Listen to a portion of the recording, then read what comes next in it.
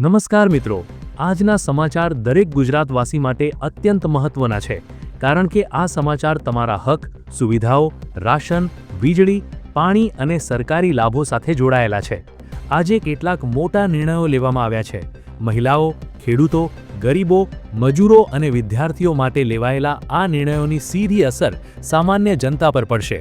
વિડીયોને લાઇક કરીને ચેનલને સબસ્ક્રાઇબ કરો અને કોમેન્ટમાં જણાવો કે તમે ગુજરાતના કયા જિલ્લામાંથી જોઈ રહ્યા છો. અંબાલાલ પટેલની ડરામણી આગાહી. આજે બપોર બાદ ગુજરાતમાં તૂટી પડશે માવઠું, કરા પડવાની પણ શક્યતા. ગુજરાતમાં ઉનાળાની શરૂઆતમાં જ કુદરતનો પ્રકોપ જોવા મળી રહ્યો છે.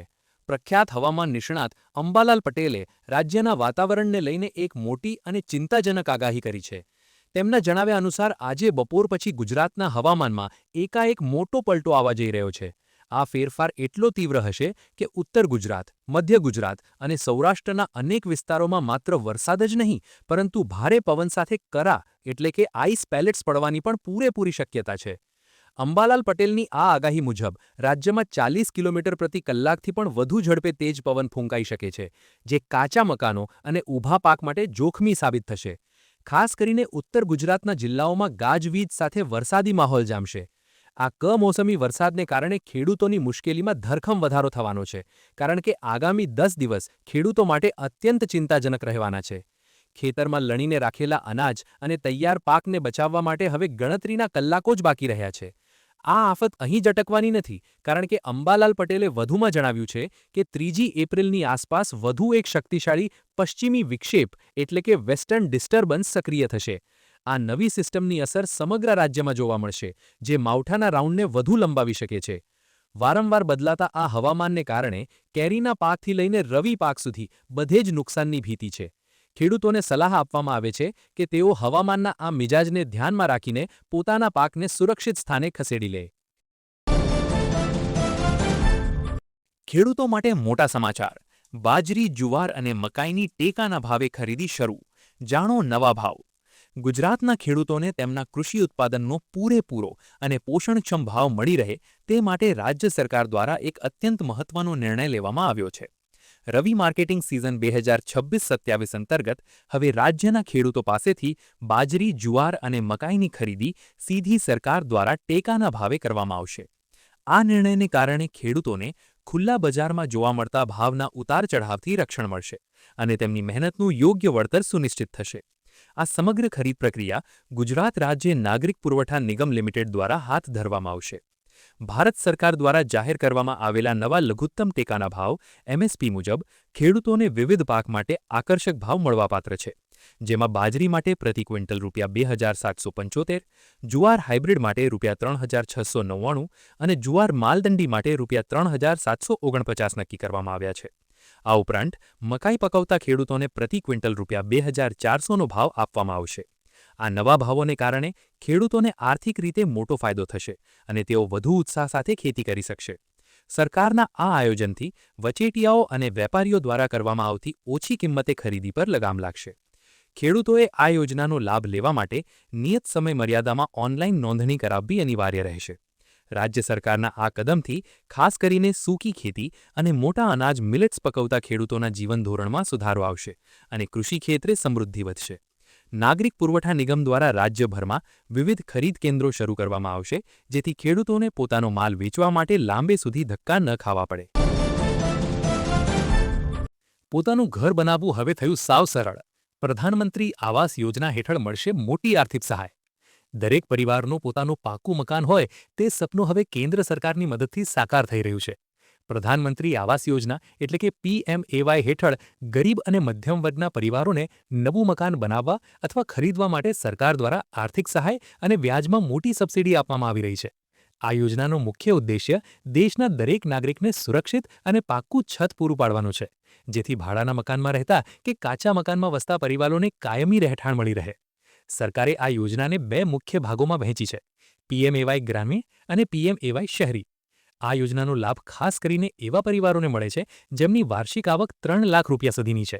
ગ્રામીણ વિસ્તારોમાં રહેતા લાભાર્થીઓને મકાન બાંધકામ માટે સરકાર દ્વારા સીધી આર્થિક સહાય આપવામાં આવે છે, જ્યારે શહેરી વિસ્તારોમાં રહેતા મધ્યમ વર્ગના પરિવારો જો બેંકમાંથી હોમ લોન લે છે તો તેમને વ્યાજ પર 6.5% સુધીની મોટી સબસિડીનો લાભ મળે છે. આ સબસિડીને કારણે લોનના હપ્તાના બોજમાં મોટો ઘટાડો થાય છે.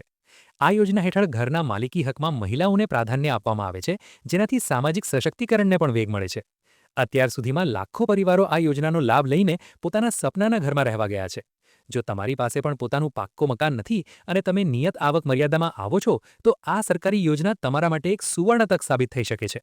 ઓનલાઈન અને ઓફલાઈન બંને રીતે અરજી કરવાની સુવિધા ઉપલબ્ધ હોવાથી આ પ્રક્રિયા હવે પહેલા કરતાં ઘણી પારદર્શક અને સરળ બની છે. રોકાણકારો માટે પોસ્ટ ઓફિસની શાનદાર ભેટ. નાની બચતથી બનાવો મોટી મૂડી. જાણો આરડી સ્કીમના ફાયદા. જો તમે તમારા પરસેવાની કમાણીને સુરક્ષિત રાખવા અને તેના પર સારું વળતર મેળવવા માંગો છો, તો પોસ્ટ ઓફિસની બચત યોજનાઓ તમારા માટે શ્રેષ્ઠ વિકલ્પ સાબિત થઈ શકે છે. દેશના સામાન્ય નાગરિકો માટે પોસ્ટ ઓફિસ દ્વારા અનેક પ્રકારની રોકાણ યોજનાઓ ચલાવવામાં આવે છે, જેમાં શેરબજાર જેવું કોઈ જોખમ હોતું નથી. સામાન્ય બચત ખાતા સિવાય અહીં રિકરિંગ ડિપોઝિટ આરડી, પીપીએફ, કિસાન વિકાસ પત્ર, કેવીપી, ટીડી અને મંથલી ઇન્કમ સ્કીમ જેવા અનેક ખાતા ખોલાવી શકાય છે, જે મધ્યમ વર્ગના પરિવારોમાં ખૂબ જ લોકપ્રિય છે. આ તમામ યોજનાઓમાં આરડી એટલે કે રિકરિંગ ડિપોઝિટ એક એવી બચત યોજના છે જે શિસ્તબદ્ધ રોકાણ માટે જાણીતી છે. આરડીનો મુખ્ય અર્થ એ છે કે તમારે એકસાથે મોટી રકમ જમા કરાવવાની જરૂર નથી, પરંતુ દર મહિને એક ચોક્કસ નાની રકમ જમા કરવાની હોય છે. આ યોજના ખાસ કરીને એવા લોકો માટે આશીર્વાદરૂપ છે જેઓ દર મહિને પોતાના પગાર કે આવકમાંથી થોડી બચત કરવા માંગે છે. પોસ્ટ ઓફિસમાં માત્ર ₹100 જેવી નજીવી રકમથી પણ આરડી ખાતું શરૂ કરી શકાય છે, જે 5 વર્ષની મુદત માટે હોય છે. પોસ્ટ ઓફિસની આરડી સ્કીમમાં રોકાણ કરવાનો સૌથી મોટો ફાયદો એ છે કે તેમાં મળતું વ્યાજ બેંકોની સરખામણીએ ઘણીવાર વધુ આકર્ષક હોય છે અને તે ભારત સરકાર દ્વારા ગેરંટીકૃત હોય છે. આમાં વ્યાજની ગણતરી ત્રિમાસિક ધોરણે ચક્રવૃદ્ધિ રીતે કરવામાં આવે છે, જેના કારણે લાંબા ગાળે નાની બચત પણ એક મોટી રકમમાં ફેરવાઈ જાય છે.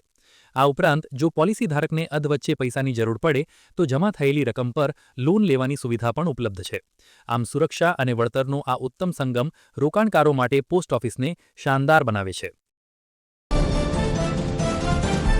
ગુજરાતની મહિલાઓ માટે ખુશખબર. મફત સિલાઈ મશીન યોજના 2025થી હજારો બહેનો બનશે આત્મનિર્ભર. ગુજરાત રાજ્ય સરકાર દ્વારા મહિલા સશક્તિકરણની દિશામાં એક ઐતિહાસિક અને કલ્યાણકારી નિર્ણય લેવામાં આવ્યો છે. રાજ્યની ગરીબ અને મધ્યમ વર્ગની મહિલાઓને પગભર બનાવવા માટે મફત સિલાઈ મશીન યોજના 2025ની જાહેરાત કરવામાં આવી છે. આ યોજનાનો મુખ્ય ઉદ્દેશ્ય મહિલાઓને આર્થિક રીતે સ્વતંત્ર બનાવવાનો છે, જેથી તેઓ ઘરકામની સાથે સાથે ઘરે બેઠા જ સન્માનજનક રોજગારી મેળવી શકે અને પોતાના પરિવારના આર્થિક ભારણમાં સહભાગી બની શકે. આ યોજના વાસ્તવમાં કેન્દ્ર સરકારની મફત સિલાઈ મશીન યોજનાના ભાગરૂપે અમલમાં મૂકવામાં આવી છે. કેન્દ્ર અને રાજ્ય સરકારના સંયુક્ત પ્રયાસોથી ગુજરાતની જરૂરિયાતમંદ મહિલાઓને સીધો લાભ આપવામાં આવશે.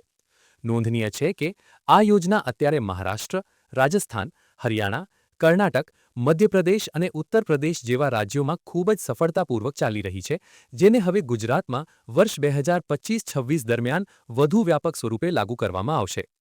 યોજના હેઠળ પાત્રતા ધરાવતી મહિલાઓને સરકાર દ્વારા વિનામૂલ્યે સિલાઈ મશીન પ્રદાન કરવામાં આવશે. આનાથી ખાસ કરીને ગ્રામીણ અને શહેરી વિસ્તારોની એ મહિલાઓને મોટો ફાયદો થશે જેઓ સિલાઈ કામ જાણે છે પરંતુ સાધનોના અભાવે કામ કરી શકતી નથી. સરકારની આ પહેલથી હજારો પરિવારોમાં સમૃદ્ધિ આવશે અને મહિલાઓ લઘુ ઉદ્યોગ ક્ષેત્રે આગળ વધી શકશે. આ યોજના માટે ટૂંક સમયમાં જ ઓનલાઈન નોંધણી પ્રક્રિયા શરૂ કરવામાં આવશે, જેમાં વિધવા અને આર્થિક રીતે નબળા વર્ગની મહિલાઓને અગ્રતા આપવામાં આવશે. આ યોજના માટે જરૂરી પાત્રતા. અરજદાર મહિલા ગુજરાતની કાયમી રહેવાસી હોવી જોઈએ. મહિલાની ઉંમર 20થી 40 વર્ષની વચ્ચે હોવી જોઈએ.